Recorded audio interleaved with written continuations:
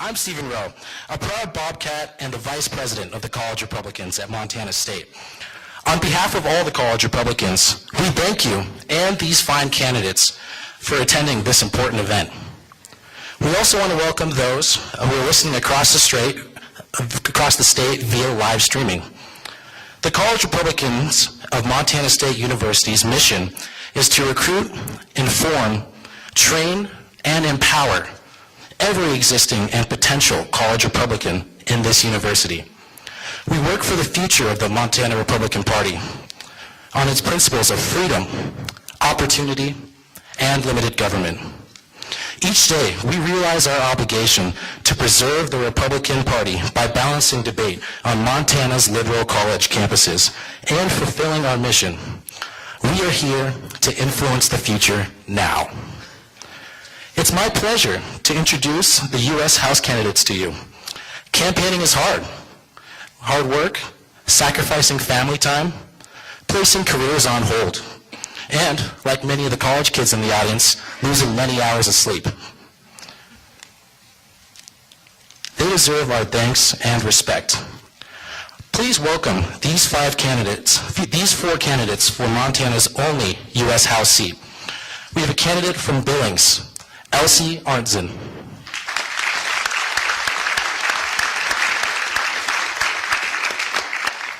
A candidate from Glendive, Matt Rosendale.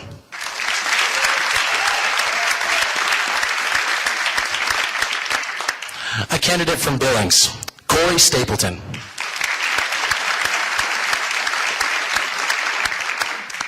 And a candidate from Whitefish, Ryan Zinke.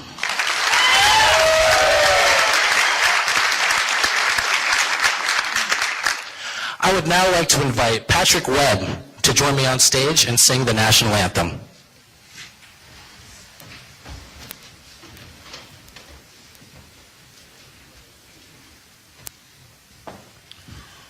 Oh, say, can you see by the dawn's early light what so proudly we hailed at the twilight's last gleaming, whose broad stripes and bright stars through the perilous fight o'er the ramparts we watched, we're so gallantly streaming, and the rocket's red glare, the bombs bursting in air, gave proof through the night that our flag was still there.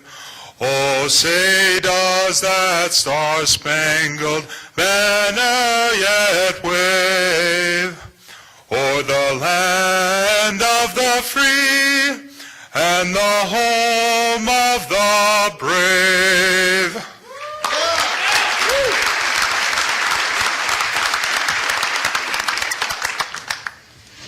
Thank you, Patrick. A special thanks this evening to our sponsors, Gallatin County Central Committee, the Gallatin County Republican Women, and the Big Sky Pachyderm. Tonight's moderator is going to be Aaron Flint, the host of Montana's popular morning talk radio show, Voices of Montana. Aaron has also been listed by the Washington Post as one of the best state-based political reporters. As an officer in Montana's Army National Guard, Aaron served 3 military tours overseas. Most recently, he deployed to the Horn of Africa. You can hear him every weekday morning on the Northern Broadcasting Network. Ladies and gentlemen, Aaron Flint.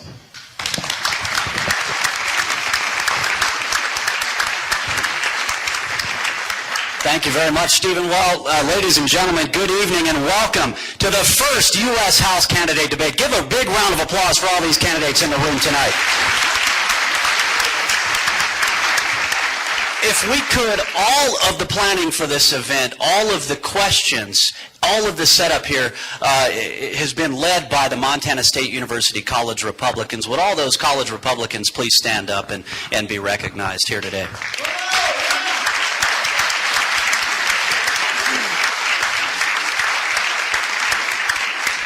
I understand we may even have some young guns in the house tonight, so they know who they are. There we go. We got a couple of them yelling back there. Some of those folks will be using the hashtag. If you're on Twitter tonight, the MTAL debate. That's the hashtag, right? Okay. If you don't know, ask the younger person in front of you or something. They'll help you figure it out. They helped me figure it out a couple years ago, I guess, finally. Anyway, this is going to be a great time tonight. We also have several candidates who are here for the legislature and other races. If you're a candidate who is here tonight, would you please stand and be recognized here as well?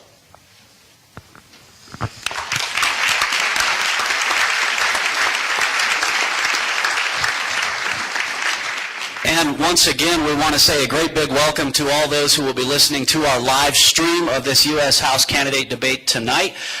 They'll be listening via live stream, of course, through the Gallatin County Republicans, also through 1450 KMMS radio, and then possibly to air at a later date through our Northern Broadcasting radio stations all across Montana.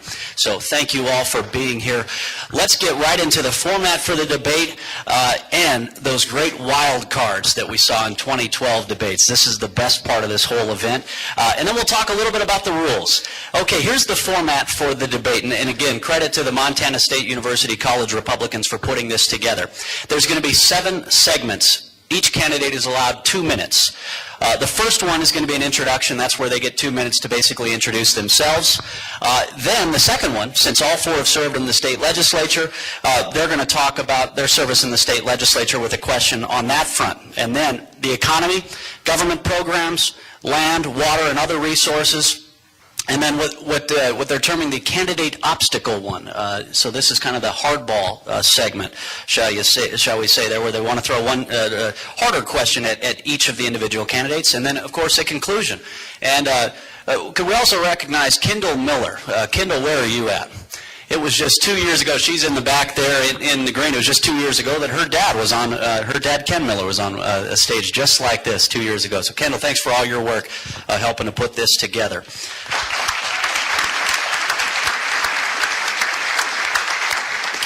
Kendall did tell me if we get done early, which I doubt that'll happen, but if we do have some extra questions that we can go through, or she might even give you an extra wild card question. So what's the wild card? Each candidate has 2 wild cards worth 1 minute each. I think you've got them sitting in front of you, right? They've got the wild cards that they can flash there. Wild cards can be used for any of these purposes. You can ask a question of another candidate. You can answer a question that another candidate was given. So if the candidate on your right was asked about economy, well, and you want to say more about the economy, well, you can jump in and do that. Or if you want to rebut a statement, you can use your wild card for that. Or if you just want more time, if you're on a topic and you want to hammer away at that for another minute, well, use your wild card and you've got another minute. Or you can also save it for the end. So if you didn't use your wild cards through the course of the evening, you can use the wild card during your concluding remarks. Here's the rules. The candidate will be warned at 1 minute and 30 seconds. So we'll show you the cards that are right here. This is where our timer's sitting, and we've got the warning signs here. You've got a warning at 1 minute and 30 seconds, and then you'll also be given the stop sign. And so, of course, all the candidates are encouraged, highly encouraged to stop when the sign is up. And then we've also got, I think, a little cowbell here, more cowbell. We did not bring Will Ferrell for the cowbell, but we've got the cowbell here. And I should add, I'm trying to think of a way to punish people if they keep talking because we can't turn their mics off. And so since I'm a Grizz in the sea of bobcats, maybe I'll just start singing the Grizz fight song if you guys don't stop in time. So it'll get real Western real fast, so you want to stop on time. Okay. All right. Let's see. Candidate will be given 2 wild cards. We kind of covered this already. Candidates using a wild card to ask another candidate a question. Your time will start after the question has asked.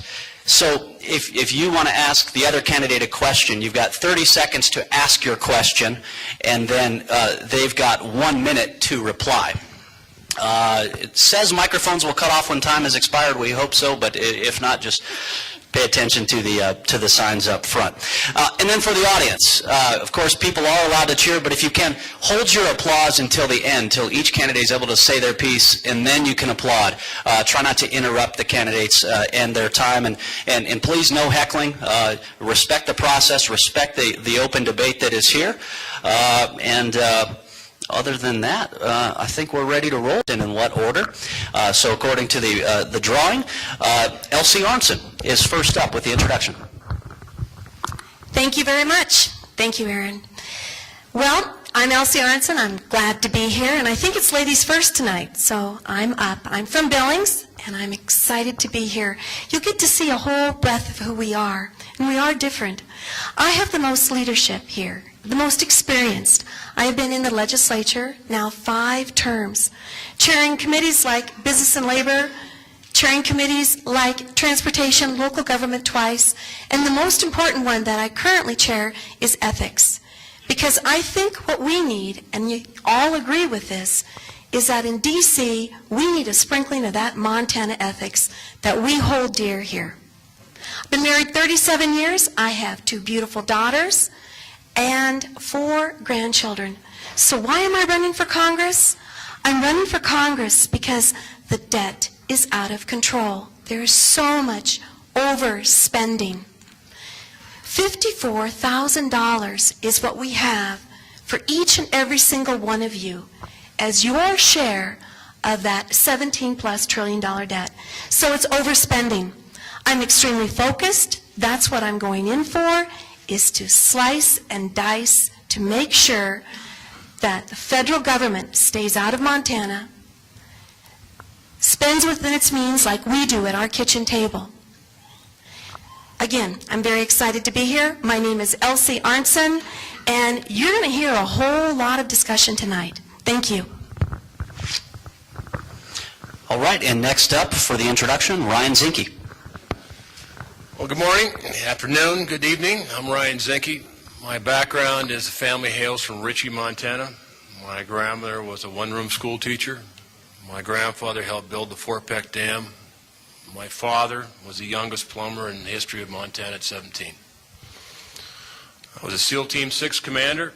I fought in Iraq, Afghanistan, Bosnia, Kosovo. And when life and death is on the line, leadership counts. Leadership counts for a lot of reasons. We have 1 congressman, and we need a leader in Washington. My daughter's a Navy diver. My son-in-law is an active duty Navy SEAL, and no one understands the consequence of war more than I. I'm a fighter, go home guy. When we fight, we fight. But when we do fight, we figure out how to bring our kids home. My concern, among other things, is energy independence. So I don't want my kids, I can say my kids, to fight for foreign oil when we have it here. It's a national imperative. We can be energy independent in 5 years, and we should, and we can. So I'm looking forward to the debate. I'm looking forward to hanging around afterwards and talking to you and learning about each and every one of you. We're all Montanans, and this election's important. So thank you.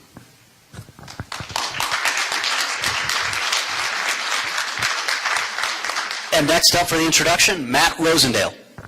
Thank you, Aaron. I would like to thank, first of all, Kendall Miller, the College Republicans, the Gallatin County Central Committee, and the Gallatin County Republican Women for putting this event on tonight.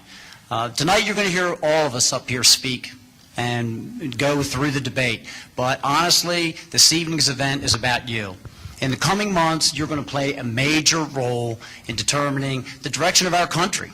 Are we going to stay on this path of a large, overbloated government from the central government, which by design controls major portions of your life, or are we going to return to a limited government that promotes personal freedom, economic opportunity, and goes forward? That's where we are. Our founders, when they put the government together, intended for it to function as referees on the field of play. And what we have done to keep society and commerce functioning freely and fairly. And what we have done now is had the government actually enter onto the field of play, and by doing so has determined the outcome of it dramatically. The regulatory and tax climate that we have right now is burdening our businesses, it's hurting our small businesses, and it's keeping our large businesses from being able to expand. When I was young, you could take a $100 bill and a strong work ethic and a good idea, and you could basically build a company. I did. That's exactly what I did. I took a one-office real estate firm with a handful of agents, and I was able to build that. I was instrumental in taking that to a 4-office, 65-agent operation. I would like to do the same for the climate here in Montana. Thank you very much.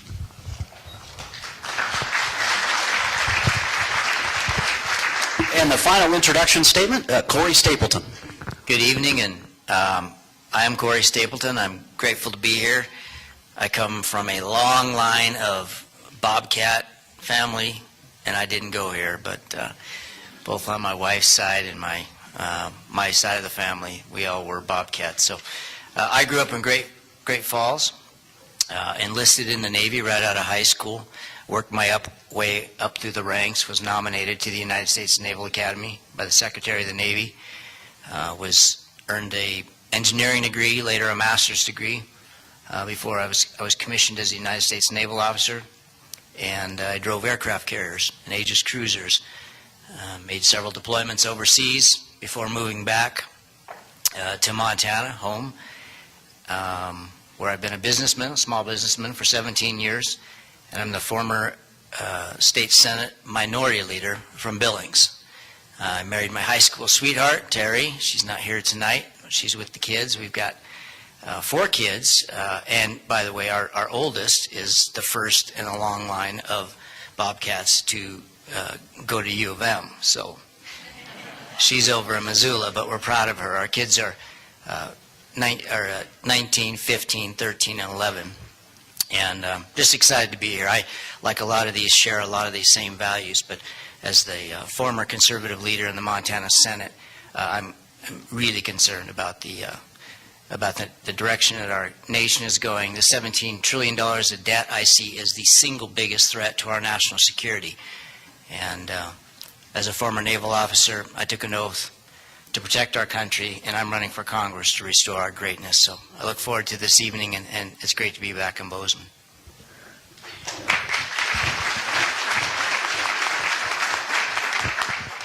And that concludes segment 1 for the introductions.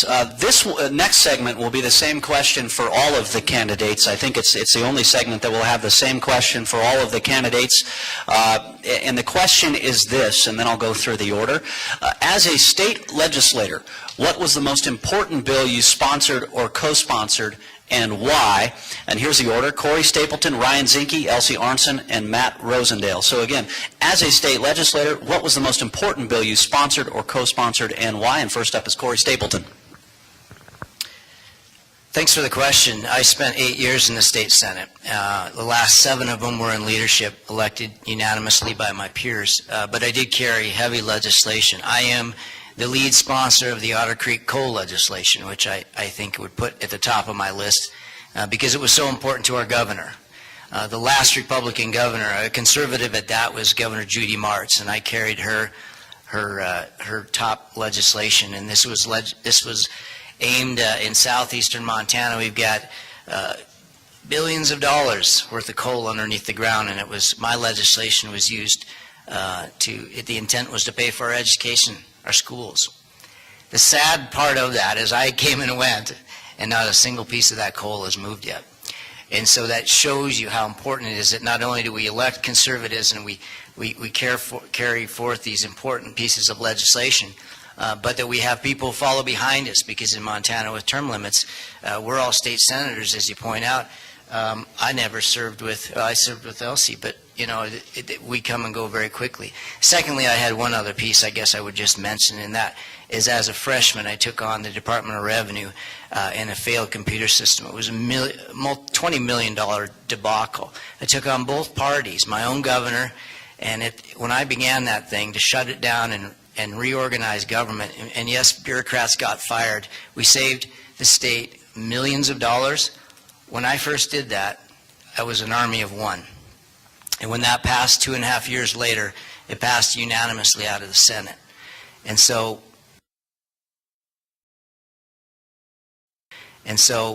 I've got the record to show that I'll take on the big issues. I'll do the right things, and that's what it's going to take in Washington, D.C., because there's not a person in this room that doesn't think Washington, D.C. is screwed up, but it's going to take leadership to fix it. Thank you. And second up for the same question, as a state legislator, what was the most important bill you sponsored or co-sponsored and why? Ryan Zinke. Well, I was born in Bozeman, and it wasn't the Growler bill, although I did sponsor that one for the college kids. I think in the legislature, I had my choice of which committee to pick, and I picked education because I think education matters. And the bill that I sponsored gave flexibility to the local school districts. Is that there was a lot of bills that came through, and I'm a pro-choice guy as far as education, but you need to give the local school boards the power to make decisions. You know, what we don't talk about in the schools is, how about let's talk about homeless high school kids. There's 500 homeless high school kids in Billings. 500. Flathead has 383 homeless high school kids. Now, Washington, D.C. is not going to fix our problems for us.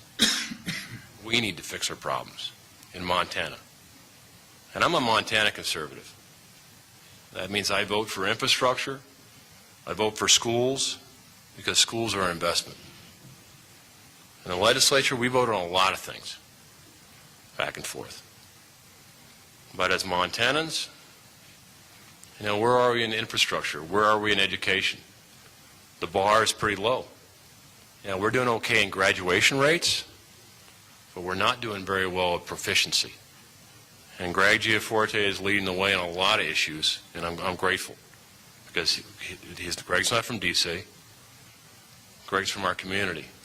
He's a guy that makes a difference. So I would say education is a passion, and it should be a passion for us all. Business in Montana, business is okay, but we're 49th in wages. Can we do better as a state? Absolutely. We can compete with Mississippi, because that's who's beating us. So I'm an optimist. I think we can fix it, and hey, it's time. All right, and next up for the question, what was the most important bill you sponsored or co-sponsored and why? Elsie Arnson. Thank you, Aaron. Well, after having 5 sessions, you know, there's a lot that you could pick from, but I also need to be very humble in that and saying that it's not me that can pass the bill. It's the bill that makes the best sense, and then you have 150 people that can vote that bill up or down. So there were many, many pieces of legislation. But the one that is the most important to me has to deal with individuals, family members, men and women, sons and daughters who are separating from service. So what we did, and I'm saying we again, it was a bill that I put forward, but it was a we that this was, is to say that if you are separating from service and the federal government has shared with you skills, you can use those skills and transfer them into Montana, and you can get a job. We have 1 in 10 Montanans are veterans. We have the highest per capita in Montana. And that's a wonderful, wonderful thing that Montana gives to our country. So that bill passed very, very readily, and I'm very pleased with that. Another one that I did just this last session had to deal with education. For 21 years, I've been an educator in Billings, teaching at-risk children. What this bill did was to say that if there are anything coming from the top down as a regulation for education, it comes through the Board of Public Ed, that the legislative body, the one that is voted in, needs to be the body that talks about this and discusses the budget and may have the opportunity to say no. The thing that I'm talking about is Common Core. I had that bill, the only bill this last legislative session, passed it in the Senate, passed it in the House, and the governor vetoed it. So we're talking local control needs to occur. Education and defense, hand in hand. Thank you. And the next up for what was the most important bill you sponsored or co-sponsored and why? Matt Rosendale. Thank you, Aaron. I focused most of my work in the state legislature on items that affected the citizens of Montana. And the very first important piece of legislation that I was able to, many of the people that we deal with, when they send us to Helena, they say, we certainly wish that you guys would repeal a law for every one that you pass. And yet nobody ever does that. And the books become bigger and bigger and bigger and filled up with pieces of statute. And what I did through Senate Bill 324 was repeal a large section of the Subdivision and Platting Act so that I could rework it with different groups and individuals around the state so that it was in a position to provide more property rights to the landowners of Montana. Senate Bill 324 basically provides that you're going to be able to build homes on your property for your parents or for your children without going through a onerous subdivision process. But additionally, the big work that I did was in financing claims. Many of the people, as they sit here before you tonight, talk about the problems that the federal government proposes to us, and that is overspending. But none of them sat on financing claims and scrutinized the budget and took out the pen and was able to go through the budget line by line and make the deductions that are going to be necessary as we go forward. And that's what I was able to do in financing claims. And doing so, propose millions of dollars worth of reductions to the state budget that could be shared with the taxpayers of Montana for tax relief. The other thing that I did is looked into protecting our privacy and civil liberties and passed a piece of legislation that prohibited drones from collecting data on the citizens of Montana without a duly authorized search warrant. Thank you very much. And that concludes segment 2 for those of you joining us on our live stream or via 1450 AM KMMS. We're now on segment 3 of the first Republican U.S. House candidate debate live at the Montana State University Student Union Building Ballroom. We're on to segment 3, which is focused on the economy, and here's more questions put together by the Montana State University College Republicans. And in no particular order, we're going to move through the next statements, and not one wild card down yet, so still lots of time to come. First up is Ryan Zinke. Here's the question. Politicians often talk about creating jobs, but how are you going to create jobs for Montanans? Well, politicians talk about a lot of things, like cutting. Let's talk about cutting for a second. So let's take on a congressional budget, let's remove the entirety of the Department of Defense budget, $500 billion. It's not enough. We have an $18 trillion debt. Okay, so let's talk about taxing. Let's take all the cash in all the world. Let's take it all. You know what? It's not enough.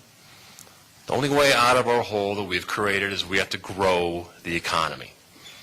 The only way we're going to grow our economy is to get government out of business. Whether you're in education, whether you're in energy, whether you're in, pick one. It's all the same. It's the government is overreaching. A statistic.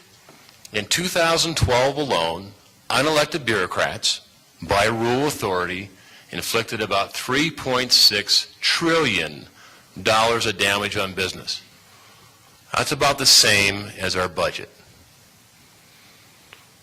We got to grow our way out of here. And growing our way out of there, a lot of it has to do with energy independence. Why am I an optimist? I tell you, if America did not have the energy play, I'd say we were 4th and 40. But we have an energy play. And energy, cheap energy, which we have here, can bring back manufacturing. It can make sure we don't have 2 carrier battle groups sitting in the Persian Gulf. And American economy can turn around. I'm an optimist. I think God has a sense of humor.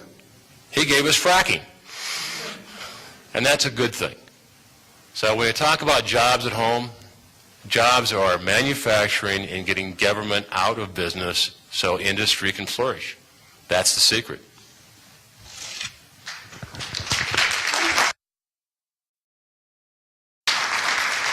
And the next question on the economy goes to Elsie Arnson. Speaking of the debt, the $18+ trillion debt will be left to those going to college here and our children. That debt was compounded by both parties. Why should we trust you to stop the out-of-control spending and reduce the debt instead of just putting it off for us to take care of down the road? Thank you. Well, yes, I teach 10-year-olds for a living. I've done that for 21 years, like I shared earlier. I also have a degree in economics, and that did come from the University of Montana, so that's a go Grizz, but the education one did come from MSU. But it's because of that economic degree that why I said in my very first premise that it is about cutting that budget. So why trust me? Because you know what? I look just like you. I'm worried about our future. I'm worried about what's going to happen with not just my generation, but the future generation. And I've shared, and these gentlemen here have all heard me say that I'm so proud as a grandmother. I had a grandbaby that was born on the 10th of January. When Piper came into our family, she came in with a $54,000 bill. That was her share of that debt. Now I'm looking out here as well, and I'm seeing some millennials. You right now are not only strapped with student debt, because the federal government should get out of that loan for your college. You're also not only strapped with that debt for college, but you're strapped with what this federal debt is doing. So why should you vote for me? Like I said, we are in this together, and together we can bring this back to where it needs to be. It is about overreaching government, but it's that overreaching spending. And the next question is from Matt Rosendale. The cost of college continues to increase at a rate well ahead of the expected earning capabilities. What do you believe should be done to alleviate this trend? Thank you, Aaron. I think there's two things that we need to focus on. The first thing is that the K-12 system has been sending our students into college ill-prepared for the courses that they're supposed to be taking.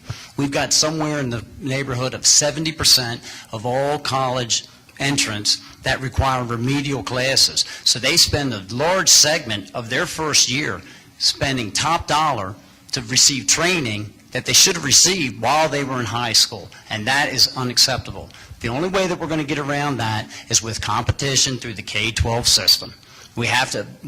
Montana needs to go in and recognize charter schools. They need to recognize and support home schools. They need to put systems in place that it makes it easier for people to receive scholarships and attend private schools. Every student is a unique individual, and their parents are the ones that are best suited to determine what type of education system that is going to work for them. The next thing that we need to focus on is getting the government out of the funding for the colleges.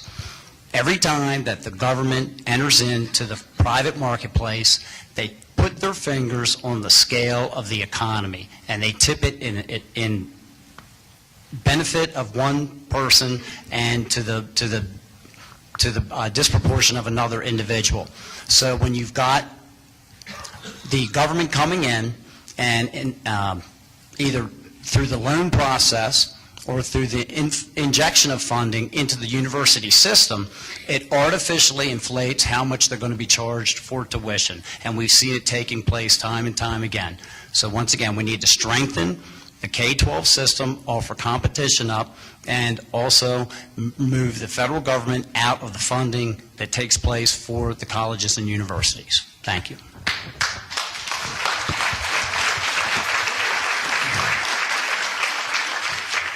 And the final question for segment 3 on the economy goes to Corey Stapleton. Right now, Congress has before them the Marketplace Fairness Act, also known as the Internet Sales Tax. Would you support this act, and what needs to be done to either block or advance this legislation in Congress? I would not support that.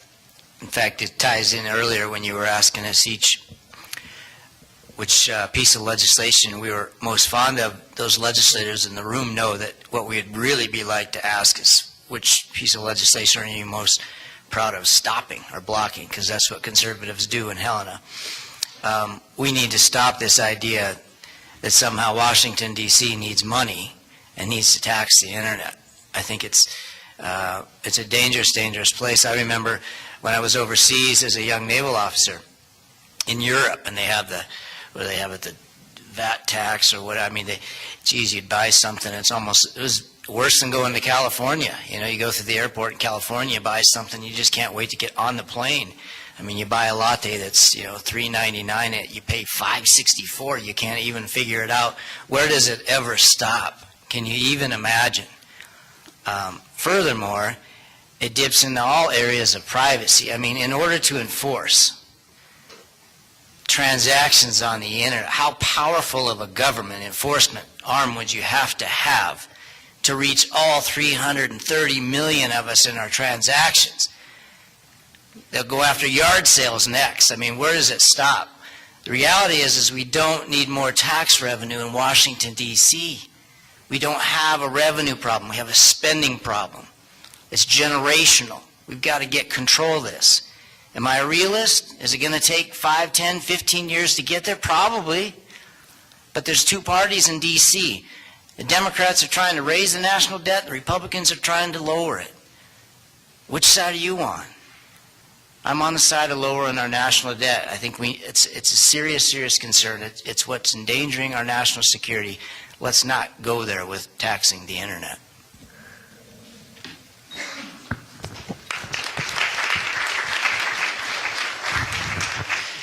And now we're on to segment 4, the government programs portion of the first U.S. House Republican candidate debate tonight here at the Montana State University Student Union Ballroom.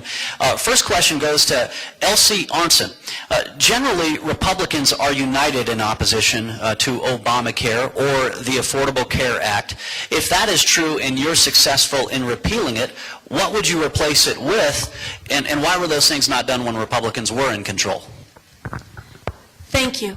I can surely tell you that someone from Montana has not been in Congress that looks like me or talks like me. It's been 100 years since that has occurred. So, what are we going to do? We need to repeal that law, number one thing. You can't repeal and then replace. You've got to take it away completely. 1/6 of our economy is being challenged right now by this.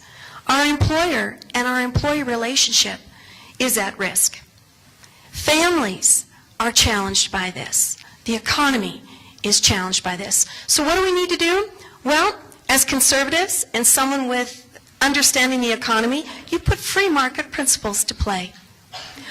We need to, if they're going to say that this is government run, then why don't we have it across state lines? Why don't we have the insurance so that instead of only 3 opportunities to get insurance here in Montana, why can't we open that up to as many as there are in other states? That's free market. The other component is small business is the backbone of Montana and the backbone of America. Why do small businesses, why are they challenged with this when we could open it up where they could have a larger pool just as big businesses do? Treat them equivalent. Why Republicans haven't done that, I don't know. But I can tell you what, I haven't been changed in a decade, in 5 sessions in Helena. I still know my conservative values. I know who I am. And D.C. is not going to be changing me. Thank you.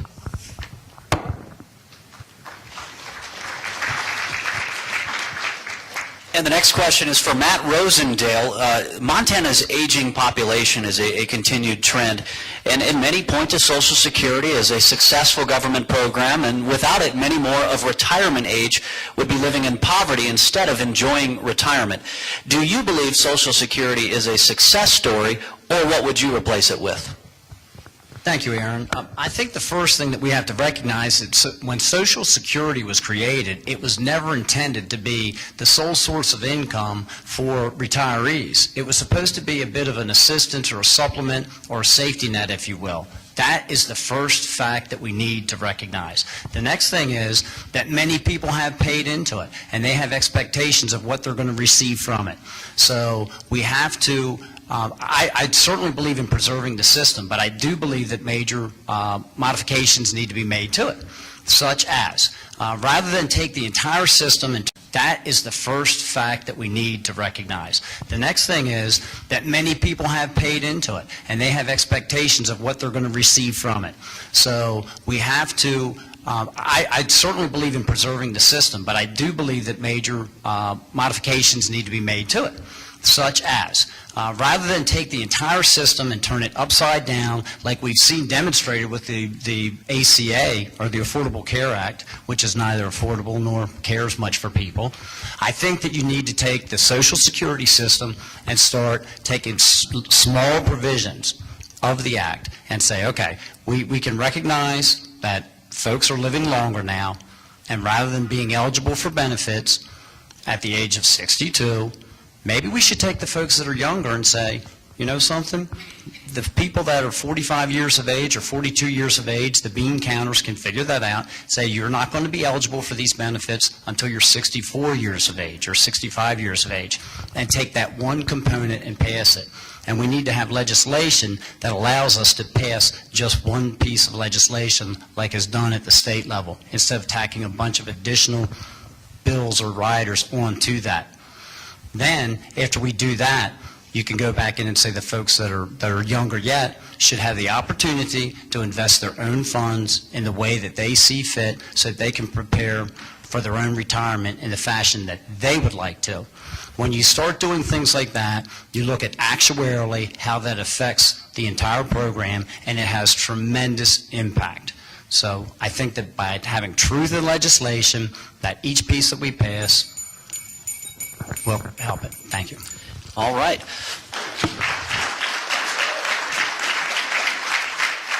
Next question is for Corey Stapleton. Do you support the educational curriculum standards known as Common Core? Why or why not? And also, what would you do to improve education in America? In 2 minutes, huh? No, I do not support Common Core. I believe that education is best served and decided at the local level, and in our case at the state level, because the funding comes primarily from the state.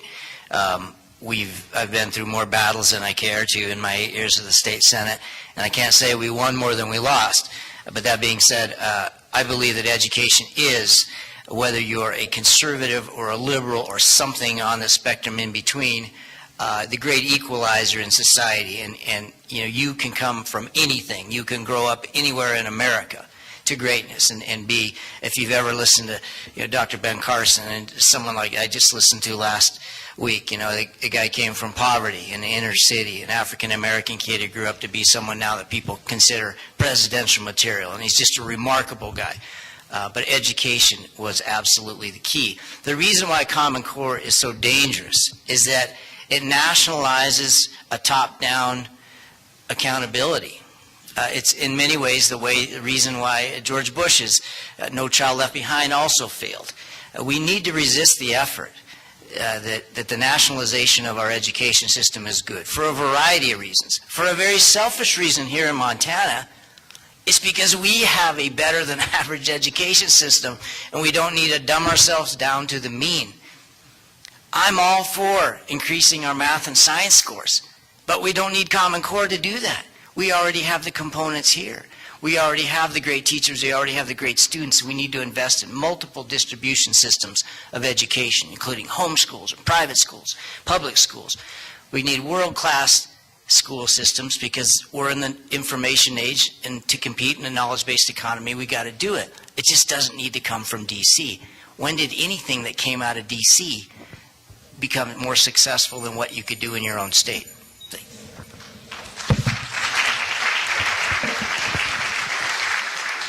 Final question for the government program segment goes to Ryan Zinke. Of course, this is a big debate within House Republicans right now. Some Republicans believe there needs to be some way for illegal immigrants to have a pathway to citizenship. If so, what would your bill look like to do that? If not, how do we deal with the millions that are here? That's a good question. It's part of it is a problem with the Republican Party, is we don't have vision. Can you tell me what the Republican Party vision is for immigration?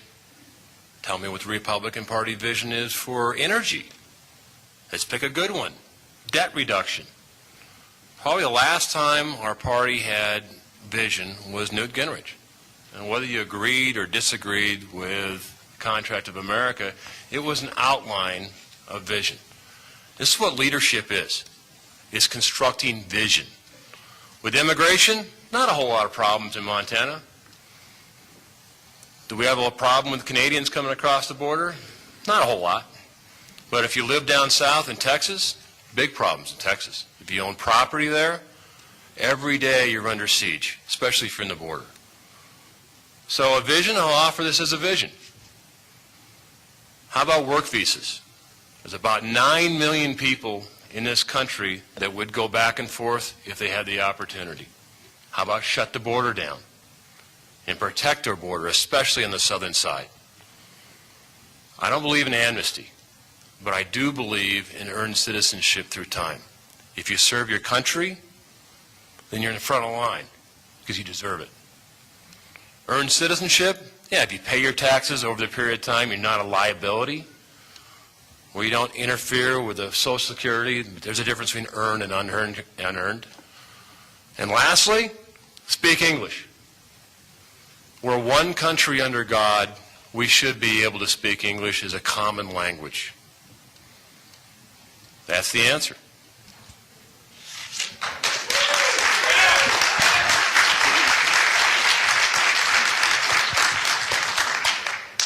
And now we're moving on to segment 5 for this Montana State University College Republican-sponsored U.S. House candidate debate.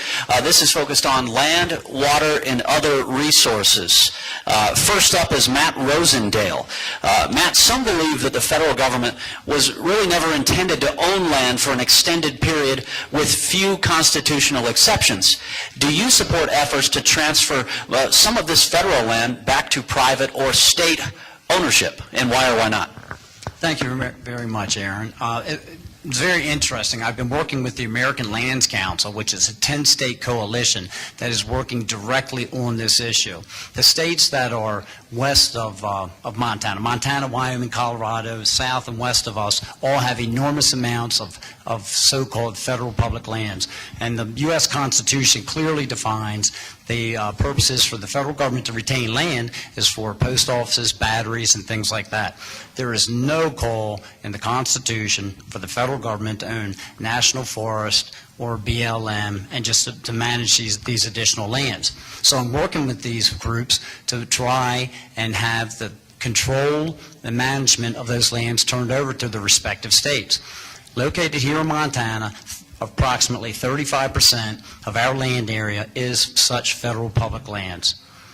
When you take a look at that, and then you also look at 42% of our total revenue each year that the state relies on is provided by the federal government, those two numbers present big problems. If we were able to manage and control those lands, we would be able to generate much more economic development opportunities. We would be able to harvest a lot of that timber. We'd be able to harvest a lot of the, acquire the minerals that are located in those areas, and once again, utilize the economic development opportunities that are located in there. The other thing is that it would certainly be a dramatic improvement to our air quality and our water quality and our wildlife habitat, because right now, currently under federal management, a lot of those areas end up having fierce fires that burn through, and they destroy much of that habitat. And once again, that is materials that could be utilized for economic development. So once again, I believe that the citizens of Montana should have the control and management of those areas instead of the federal government. Thank you.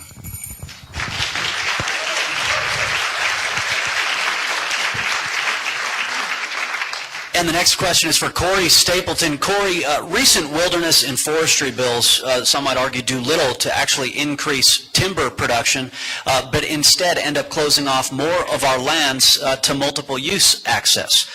Would you say we have too much or too little wilderness area open to the public, and what would you do to change the current amounts?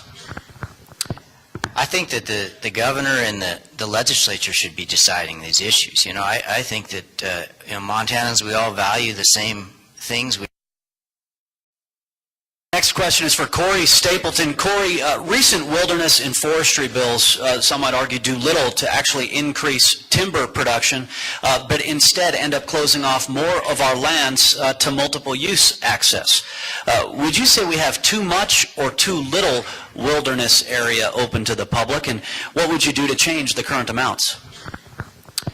I think that the governor and the legislature should be deciding these issues. You know, I think that Montanans, we all value the same things. We all live here by choice, but we need to increase our logging. We need to have a robust timber industry that we all knew not that long ago. 20, 30 years ago, it was a major part of the state. You know, in fact, if we have people who are listening in tonight, streaming from Libby, where we'll be next weekend, the unemployment is over 15% up in some parts of the state. So it's really disappointing.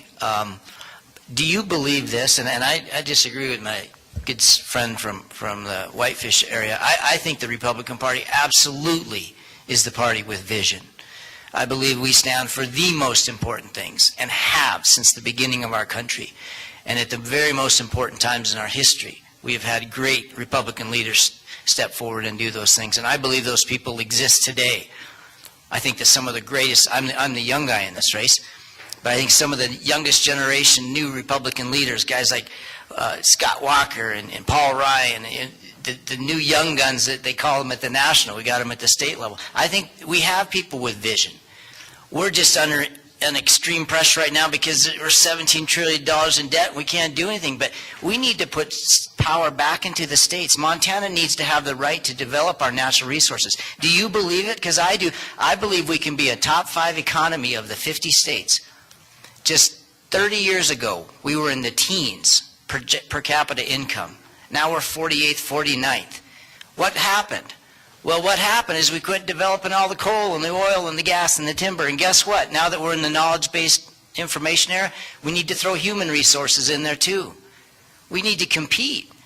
Our kids are our resources, all of these things. It's not just timber. It's not just coal. It's not just oil and gas and agriculture. It's everything. We got to be smarter. Our competitive edge is innovation, and the Republicans lead that.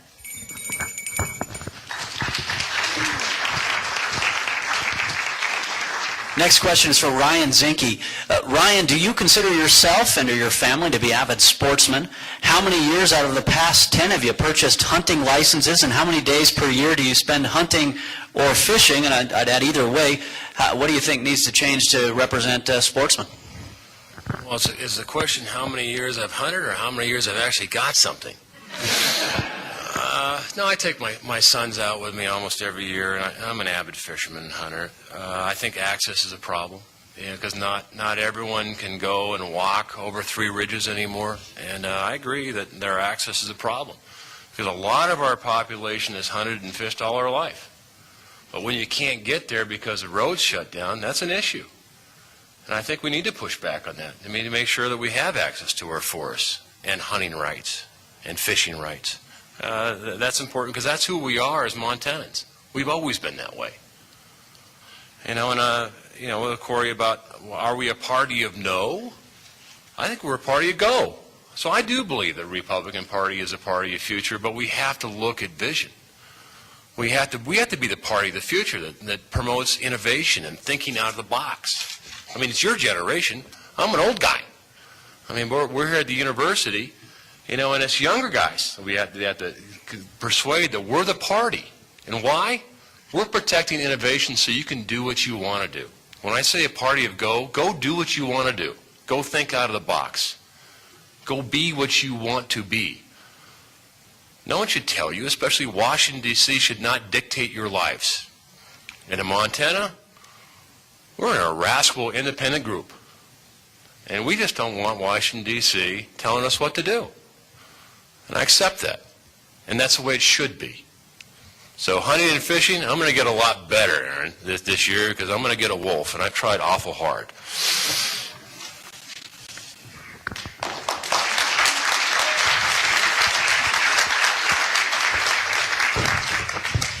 And final question for this segment goes to Elsie Arnson. No, not that I have experience with this, but it's been said that whiskey is for drinking and water is for fighting. Across the country, we're seeing greater demands for water, pitting different communities and special interests against each other. Here in Montana, we have a battle for water in the Flathead Valley. Do you support the current Water Compact Agreement, or would you like to see changes, and what would they be? Thank you very much for that. Water is for fighting, for sure. And we are talking something that's very precious, and we do have a lot of water, whether it's surface water or groundwater within our state. And every single session, something comes up that's dealing with water rights. We as a party in Montana believe first in line. So if you're first in line, then that means that you have that water right. The compact is a very interesting issue. It's a state's issue. It's an issue where local landowners that are in an area where there is a tremendous amount of water are challenged because of a compact that's dealing with a sovereign nation. This is a states' rights issue. You're looking at a very conservative Republican right now that believes in local control. So there have been numerous meetings dealing with landowners, both on and off the reservation, and there needs to be many more meetings because there's a lot of discussion that's left off the table yet that needs to happen. After the compact is finished at the local level, it's going to then go into the state arena, and state legislators, many that you see here and in the audience here, will have that discussion at that level as well. And then it goes to the federal government. My whole purpose with the compact is to make sure that every single person has the opportunity to give any indication up or down of that compact. I think it's still early in the game to decide if indeed that the compact should go forward or if it should be stopped. There needs to be much more discussion because water is very, very precious.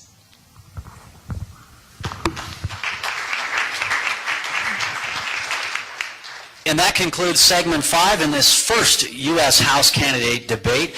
Just another reminder, I think all of the candidates have their wild cards in front of them, 2, I think, each. Each candidate has 2 wild cards. They're worth 1 minute each. They can be used for any of these purposes. You can ask a question of another candidate. You can answer a question another candidate was given. You can rebut a statement. You can get more time to answer a question, or you can get extra time for the conclusion, which we're almost there. But if we still got some extra time to fill, I can throw in a couple other questions there as well. So I think, is everybody having a good time so far? Enjoying this debate? All right. Definitely give it up for all these candidates up here showing up and everybody who put this event together. All right. Now this is the segment 6. This is the candidates' own obstacles. And I should add that each of these questions were put together by the Montana State University College Republican Committee. So, agree, disagree with the question. Either way, you've got the time to give your response and tell us your thoughts. So let's see. Here's the order we've got in front of us. First up, Ryan Zinke. Hey. All right. Ryan, here's the question from the MSU College Republican Board. Project Vote Smart reports that you are undecided on background checks at gun shows, undecided on the current levels of state enforcement of gun legislation, and current restrictions on the purchase and possession of guns. In addition, Project Vote Smart reports show that at least say that you've supported keeping abortion legal within the first trimester. How do you believe some of these statements or positions on the pro-life and the gun control stance will be embraced by Montana Republicans? Well, I would say consider the source, Vote Smart. And let's go on the weapons. Is that, when I was a commander at 6, we developed a 50 cal sniper rifle. 50 caliber sniper rifle was for made long targets that are 1,200 meters. So I had 50 sniper teams in Iraq because I was the commander, deputy commander of special forces in Iraq. And I can tell you, I've seen the damage a 50 can do. So when I came back to Montana, I had reservations about the 50 being sold the same day. You know what? And then I went around Montana. I got a whole lesson learned about the Second Amendment. And the lesson is this: as a congressman or a legislator, you're a representative. It's not Ryan Zinke, it's you. You're my boss. And I can tell you, Montana values the Second Amendment. And I don't have a problem with it anymore, because you don't have a problem with it anymore. Now, do I think that checks, the federal ID system is a good idea? Not anymore. Not with NSA, not with the IRS, not with the other database abuses. So I think actually the local sheriff probably should make the call. So that's where I am on weapons. On social conservative, are we going to overturn Roe v. Wade? No. Am I pro-life? Yes. Why? Because it's precious.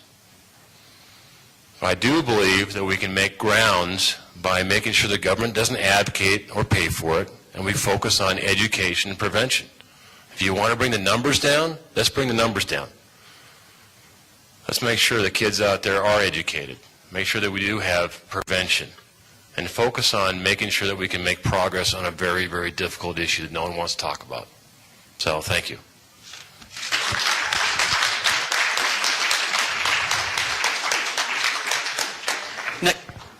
Oh, and we've got a wild card on the floor from Elsie Arnson. So once again, for the wild cards, it's worth 1 minute each. Thank you. I would like to ask Mr. Zinke a question to further that, if I could, please. As the lady up here, I've felt life. I've had life within me, and I understand how precious life is. I'm 100% pro-life.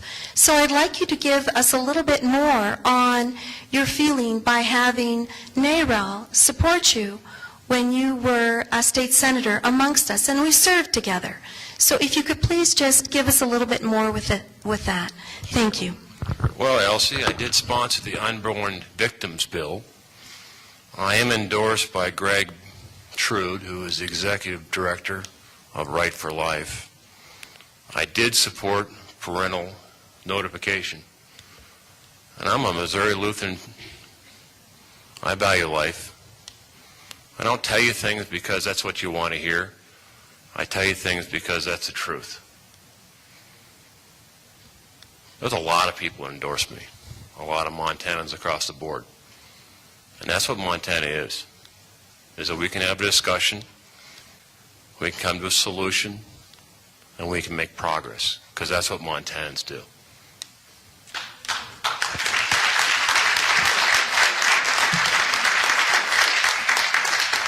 And we've got another wild card on the floor from Matt Rosendale. Thank you, Aaron. Life is precious. Life is precious. And I think that I'm probably the only candidate up here that respects the sanctity of life from conception all the way till natural death. I not only oppose abortion, but I oppose the death penalty as well. I think that if you're going to stand up and say that you're a pro-life candidate, if you're walking the streets of Montana, then you have the luxury of saying that I support life for myself, and these are the decisions of how I live my life. But once you enter into the arena of the elected, then you have a higher obligation.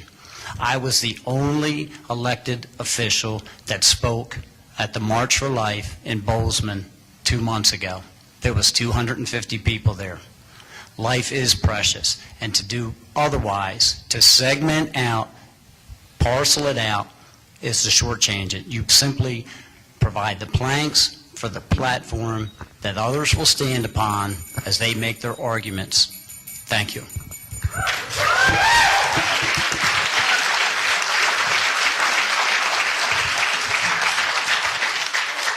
And we've got another wild card on the floor from Corey Stapleton. It just seems like a thing to talk about here.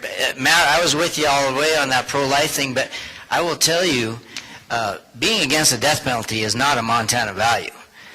That's an East Coast value you brought with you from Maryland. People here, I've heard you use the phrase, which as a military veteran I take as slander, the military-industrial complex. I've heard you say that you're against the death penalty, and consistently against death, which means you don't support lethal action. You don't support our people in uniform who have to conduct death by the government. So You know, I applaud, I'm pro-life, we're all pro-life, but to say that that's a Montana value and that you're the one guy, I would suggest we don't need that East Coast value here in Montana. We don't need somebody from the East Coast representing us in Montana. We need a Montana representing us on the East Coast.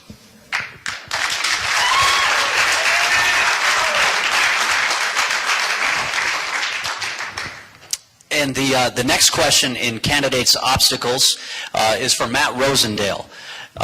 Some of your critics have tried to paint you as an out-of-stater, new to the state. And in addition, they've talked about how you put $500,000 of your own money into the race. Now you want to represent Montana in Congress, after in the legislature. How do you plan to convince Montana voters that you have their best interest at heart? Thank you, Aaron. First of all, I would like to say that you don't get to choose where you were born, only where you're going to live. So I did not have the luxury of being born in Montana. I had to pick up my family and move them across the country and place them here. And we've invested our lives in Montana. We started traveling out here 20 years ago. 20 years ago. And when I first entered the state of Montana from North Dakota, there used to be a sign on the highway and it said trucks 65 miles an hour. And then when you traveled another 200 yards, there was a large sign, 4 feet by 4 feet in size, and it said all others reasonable and prudent. And I thought, you know something? That's the kind of place I want to live, where a person is responsible for their own actions. If you drive well and you have a safe vehicle, then you could, handle it. Then you were responsible for your own actions. So I moved to Montana because I share the values and the principles of the people that are living here.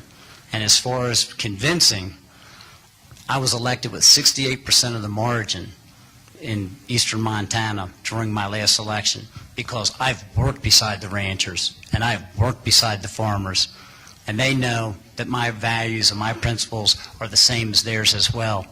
We have been in the fields together and we have been in the corrals together. So, thank you very much.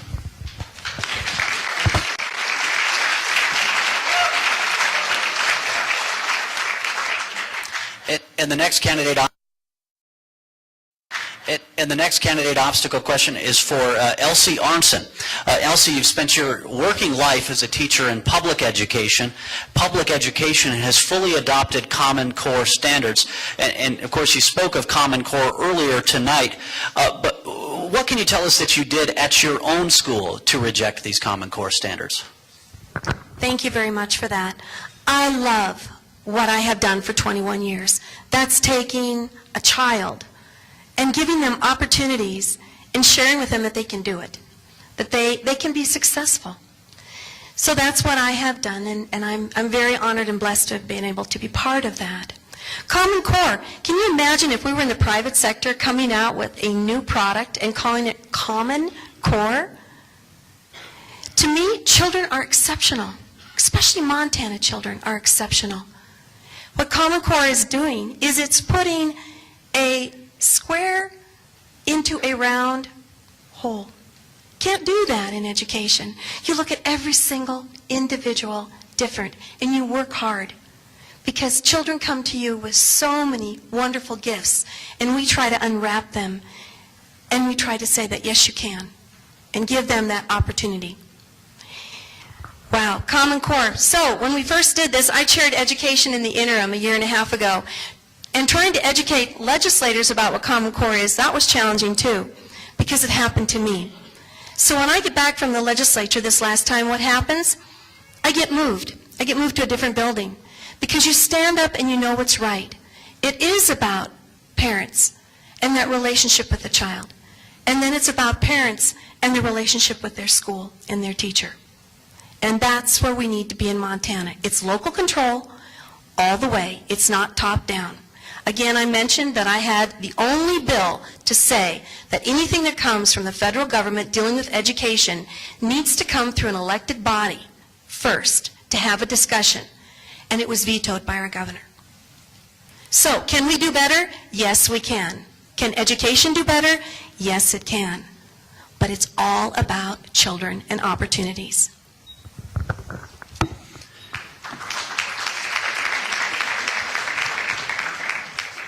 And the final candidate obstacle question put together by the College Republican panel, the final question goes to Corey Stapleton. Corey, in 2002, you voted for a considerable increase in the Montana biennium budget, increasing spending 19.5% over the prior biennium budget. How would you explain this vote to the people of Montana who want to decrease government spending in Washington? 2002, wow, 12 years ago, Governor Judy Martz was governor, so her budget, and I would have probably been the majority whip, and we had control of both the House and the Senate. So what I will tell you, not that I There's never been a better time. have forgotten all 5,000 of the votes I've cast over 8 years, but 12 years ago, yes, I did support Governor Judy Martz. I thought she was an exceptional governor, and I did support her budget. She was a champion. She only did, people, what conservatives now say they'll do if they get elected. And we haven't had a Republican governor since Judy Martz. We kicked her out for what?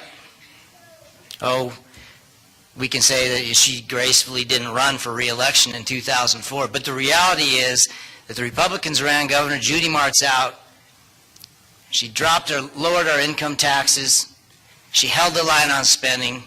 She did it with grace. She stood up to the unions. The modern-day Montana Republican Tea Party owes its roots, in part, to the stiffness that Rob Nadelson and Judy Martz stood there against spending. She inherited a government from a former Republican governor that wasn't of the same mindset. We did the best we could. I'm proud of the votes that I did in the legislature. I'm proud that I was continually voted in leadership in 2002 and 2004 and 2006 until the day I left there. And I'm proud to say that I was Governor Judy Martz's biggest fan. And I'm proud to tell you that she endorses me to be our next congressman. She was a great governor. She's a great lady. And if you accuse her of spending too much money in 2002, you just didn't understand the situation. It wasn't true. We did a good job. We were a bunch of tightwads, and that's why Republicans have been rewarded for the last 20 years. We've had at least partial control of the Montana legislature.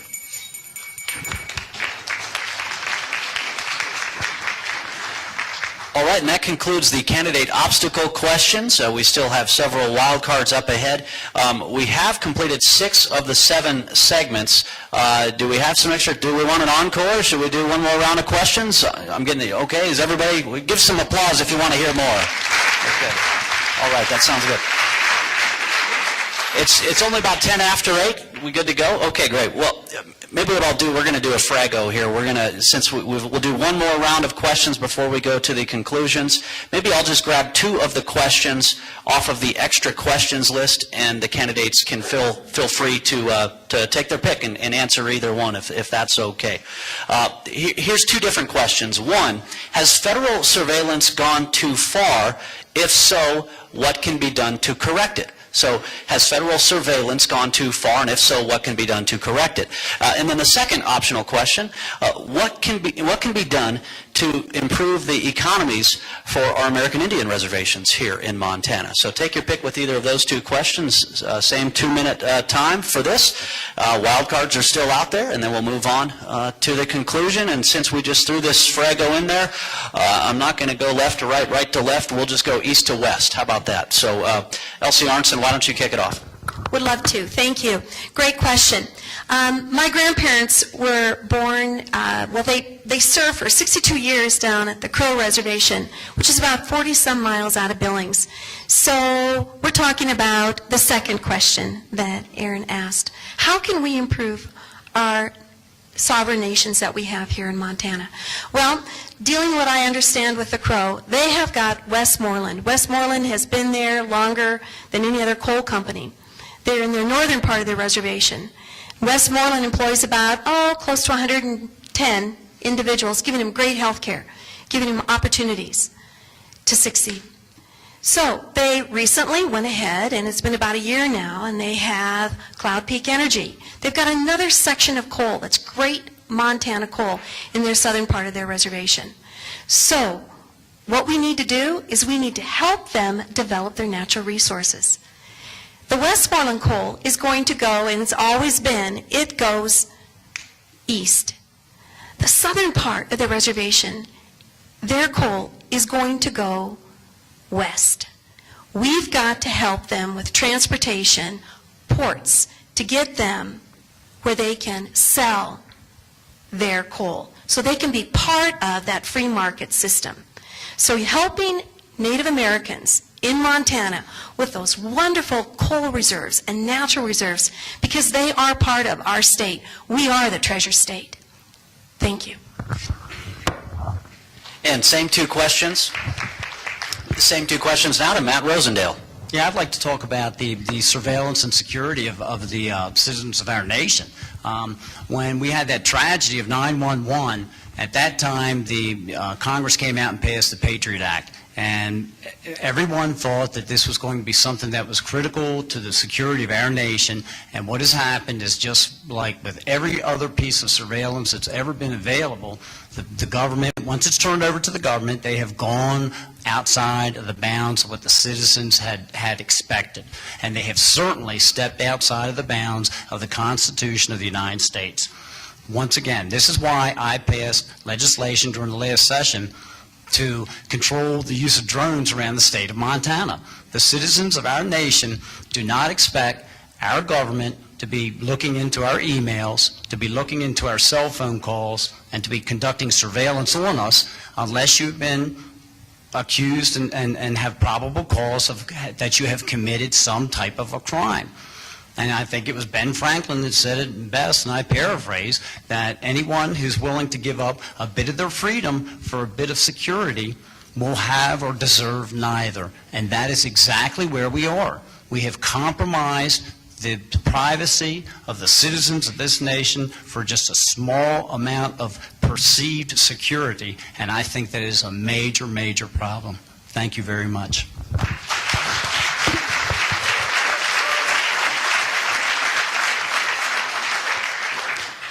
And same two questions. Has federal surveillance gone too far? If so, what can be done to correct it? Or you can answer the question, what can improve the economy for the American Indian reservations here in Montana? Next up, Corey Stapleton. You know, I'd like to talk on both, but the reservations break my heart. I was, I grew up in the school I went to. It's closed now, like a lot of the schools in Great Falls, lower economic. I grew up with the Chippewa, the Lost Tribe. Those of you who are Montanans know that they were the one that never got a tribe or a reservation. And over the years, you know, through the magic of social media and Facebook, I'm friends with a lot of these. They share the same names. And so many of them are not actually even alive anymore. Really disappointing. I'm 46 years old, and so many of the tough kids that I grew up with, fighting with and playing with, are just not here. They're just devastated. The story of the American Indian in our country is very sad. And if I could solve one thing, whether you choose me to be your congressman or not, it will always break my heart. And I really would wish we could solve this. They're trapped. They're trapped by treaties that they believe are good, and they should hold on to them for centuries. And I get that. That's their right. And politically, as a Republican, there's not a whole lot in a Republican primary I can do, right? Because it's win or you go home. And since when do the Native American reservations vote for many Republicans? So it's a tough spot. But that being said, we've got to solve this. We've got to let them unleash it. When I talked about the Otter Creek coal legislation that I carried a dozen years ago, it was being held up by the Northern Cheyenne and the Crow at the time, and it was tit for tat. There wasn't truce. There was all sorts of things going on, and you just wanted to say, like their chairman at the time, who's now passed, Carl Venn, he said, we're a nation in poverty with $1 billion underneath our feet. We can solve this. We deserve to solve this as Montanans. As your congressman, I would work honestly to do that.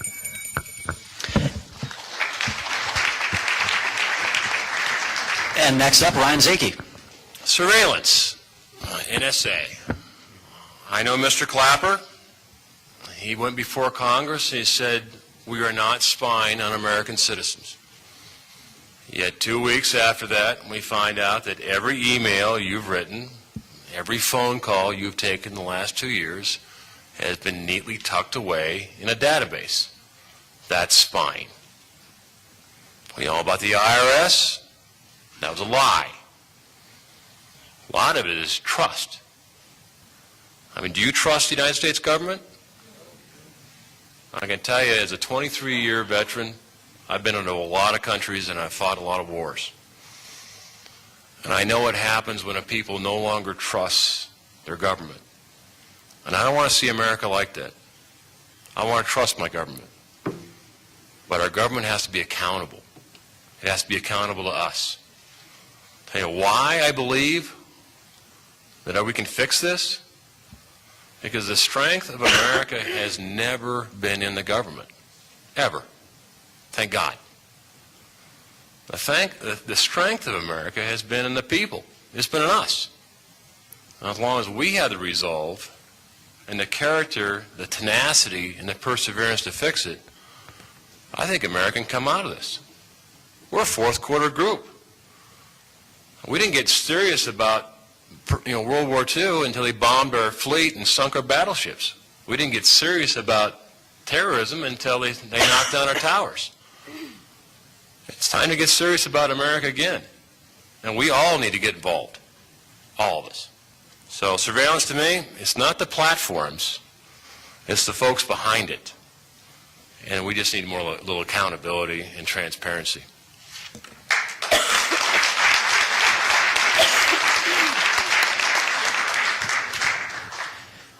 And that concludes our final segment before moving on to the concluding remarks. I know that there are still some wild cards out there, so if anybody still wants to ask a question of another candidate, et cetera, now would probably be the time to do that. If not, we'll just add that remaining time to the concluding statements. So barring any wild cards right now, we've got the concluding statements in order as was drawn. All the candidates drew a number backstage. And so we've still got some wild cards out there. Just show if you can for our timer here the wild cards that remain. So at least one here. You've got them. Okay, you've got them listed here. Okay, 2 on the end, and then 1 for the other 3. Okay, so they can add 1 minute each. So for each wild card that you have, you can add 1 minute to the concluding remarks. So I think that gives. I'm a journalism major. I'm not even going to try to do math here, but I think our timer will be able to figure. We have these smart guys from Montana State, the engineers and others to do the math on that. But in order here, as drawn backstage, first up is Matt Rosendale, who's got 3 minutes for the concluding remarks. Oh, I'm sorry. Hold on 1 second here.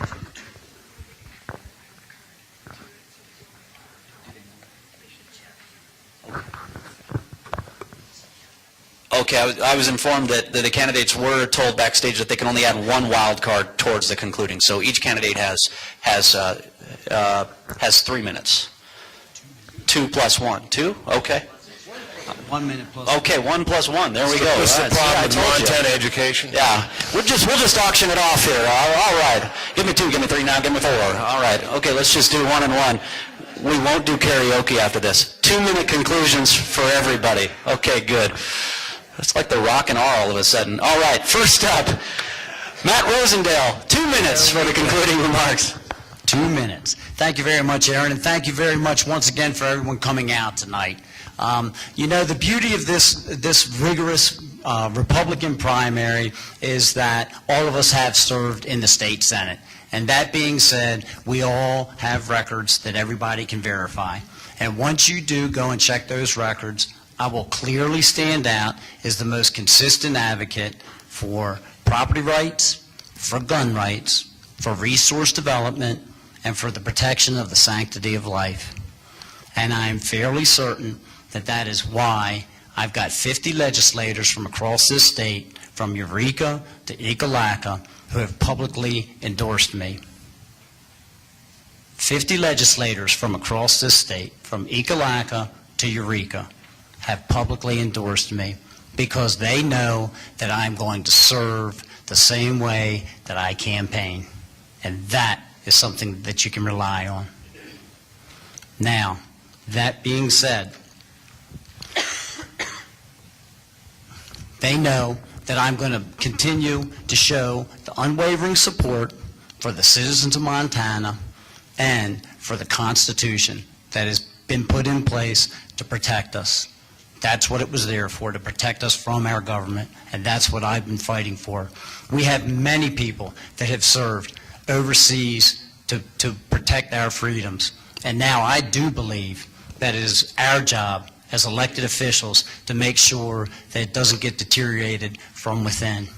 That is why I am serving. That is exactly why I'm serving. Thank you very much for your attendance tonight, and I would appreciate your support as we go forward and go through the election season. Thank you very much.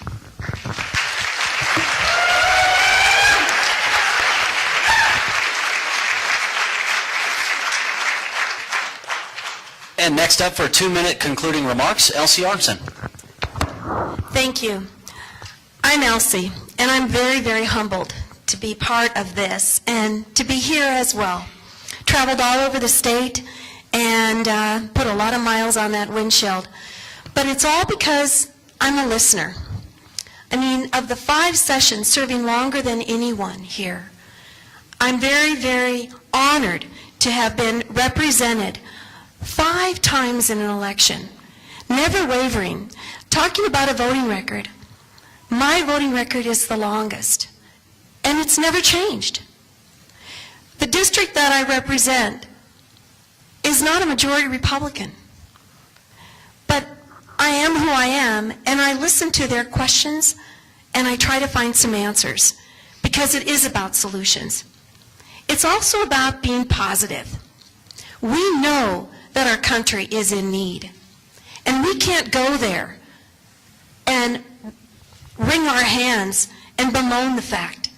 What we have to do is we roll up our sleeves as Montanans, we put that hard work ethic, and we find solutions.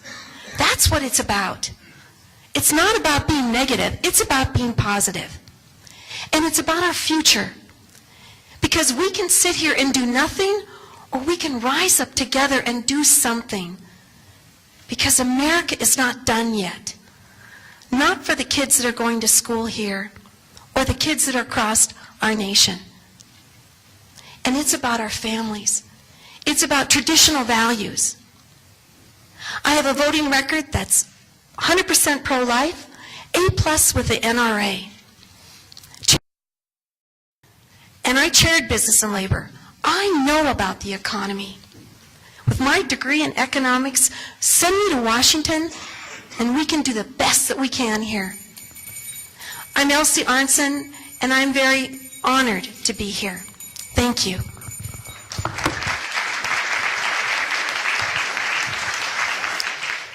Next up for 2-minute concluding remarks, Corey Stapleton. Thank you, and thanks for having us. You've been an awesome audience tonight. These are great people that are running. It is an honor to run. We see each other a lot on the roads, and we do like each other. We're all state senators. But you know what Republican state senators do when we're first elected? We go to Helen and we pick a leader. And the reason why I was chosen the leader is that I never confused who our allies and our opponents were. I never compromised on our conservative principles. I took the courage and the willingness to take the battle to where it needed to go so that we could get the things and the people that we represent the best opportunity. And that's the job we're applying for. I stood up to the liberals in Helena. And I'll stand up to Barack Obama and the liberals in Washington, D.C. Both parties are not the problem. We've been sold a bill of goods that somehow the Republicans and the Democrats they're all the same. That's not true. My experience is that's not true. Sometimes the outcomes look like that. But the truth is we have great people, but we only control 1/3 of what's going on in D.C. In fact, the only thing standing between where we're at now and an economic collapse of historic proportions is the Republican-held House of Congress. We give Obama, we give Harry Reid the House, and we're in trouble. We've got to hold this House seat, and we need to send somebody there who's the proven conservative leader. I did it in Helena. I did it for years. I was the first generation Exeter elected to the Montana Senate, and I served in leadership virtually the whole time. I can do that in Washington, D.C. I can fight for you and be your advocate for conservative, proven ideals. And when things get crazy in D.C., you know that I'll be fighting, and you know I'm going to give you your best shot at winning. So I'd really appreciate your support and vote in June 3rd.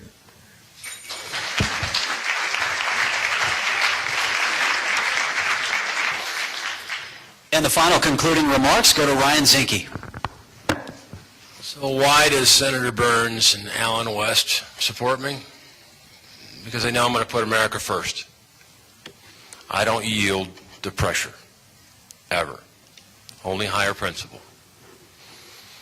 I want to restore and rebuild America. It's the America that I grew up in, where hard work, innovation counts. It's America where I trusted government. And when it came to welfare, it was the last choice and not the first. It was America where the American dream was real. And that dream was having a good job, buying your own home, and if you wanted to, you could put your kids through school. It's not the American dream today when a third of Americans can't pay their bills. I'm an optimist. I think we can turn America around. I don't want to see it sink. And believe me, when a ship's at the bottom of the ocean, it's a lot harder to bring it up. I think we can fix it. So I ask for your prayers.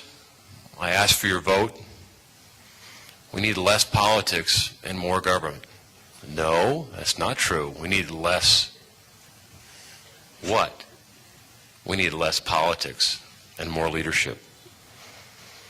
With your help, we can do it. So I pledge this: I'll never lie, cheat, or steal. I'll tell you the truth. We'll work together, and I'm an optimist. The power of America to be good again and be great is within our grasp. So thank you, God bless, and veterans, please stand.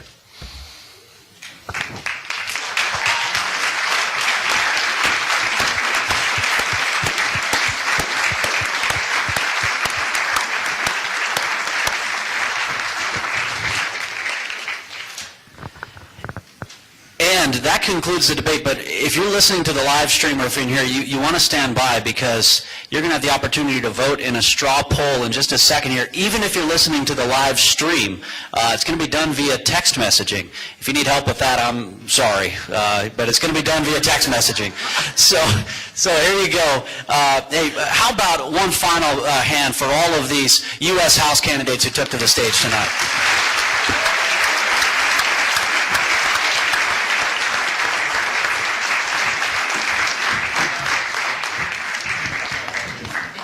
And before we conclude tonight, here to tell us about more and to thank our gracious hosts and our gracious sponsors, give it up for the MSU College Republicans, and welcome back Stephen Rowe.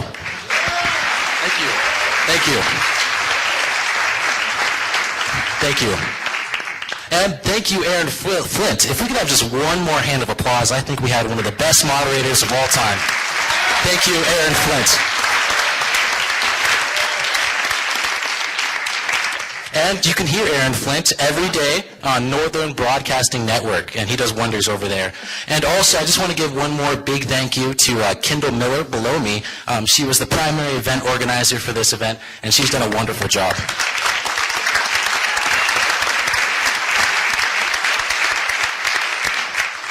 And thank you to the viewers at home for watching this event. What a fantastic job all these candidates have done. We have a tough decision to make, and it's not going to be an easy one. All right, so I'd like to give one more pitch for the College Republicans at Montana State, and this is primarily for any of the youth attending Montana State out in the audience today. All you have to stand on is 3 pillars of the Republican Party: freedom, opportunity, and limited government. Every Thursday, we meet to support these principles on campus in Sub 234 at 5 p.m. We still have 2 more events coming up this semester. It's going to be our National Debt Event, where we bring awareness to the large amount of debt that each individual owes in regards to our federal government. And we also have one of my personal favorite events, a shooting outing to celebrate our Second Amendment rights. So that'll be awesome. Please join the College Republicans if that interests you. All right. Next, we're going to move on to this. Okay. Stretch.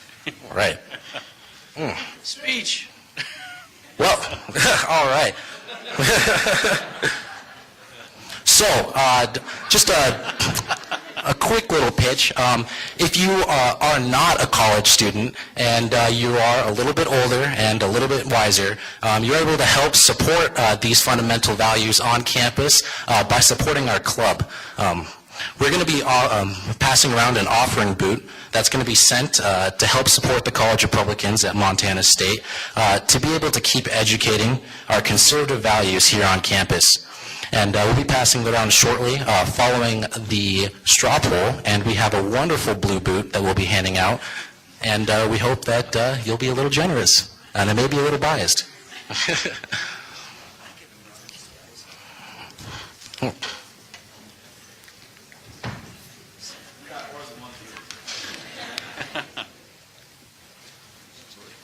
Okay, just to kind of speak about a little bit more about the College Republicans. One event that we did do earlier this semester, and it was actually on Valentine's Day, is we sold roses for a completely charity fundraiser called Warriors in Quiet Waters, if you've heard of them before. Basically what Warriors in Quiet Waters is they help our U.S. servicemen and women returning home from service in Iraq and Afghanistan, and who are suffering illnesses such as PTSD or missing limbs, and takes them back into civil life through the communicative powers of fly fishing. And we thought it was a wonderful, wonderful charity to donate to.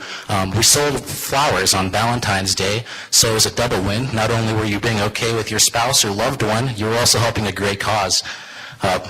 We really were eager to help them. We raised $400, and hopefully we'll be able to do more the following year.